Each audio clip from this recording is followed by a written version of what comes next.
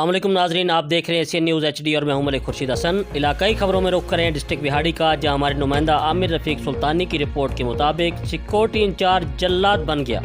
DHQ अस्पताल व़ाड़ी में MS doctor फाजिल की मजबूत गिरफ्त न होने की वजह से सिक्योरिटी इंचार्ज अस्पताल के मालिक बन बैठे। सिक्योरिटी इंचार्ज मुश्ताक और नूर मोहम्मद ने रिश्वत न देने पर गार्ड्स को जलीलो ख्वार करने के साथ साथ तशद्दुद करना मामूल बना लिया। सर्जिकल वार्ड में तैनात गार्ड मंशा से रिश्वत वसूली के लिए आज सिक्योरिटी इंचार्ज मुश्ताक जब वार्ड में गया तो सिक्योरिटी गार्ड ने रिश्वत देने से इनकार कर दिया, जिस पर सिक्योरिटी इंचार्ज मुश्ताक आपे से बाहर हो गया और गरीब गार्ड मंशा को गिरबान से पकड़कर रोड पर ले आया और गालम गलोच शुरू कर दी और बुरी तरह से जलील किया। मौका पर मौजूद मरीजों के लवाहिकीन ने एशियन न्यूज़ को बताया कि गरीब गार्ड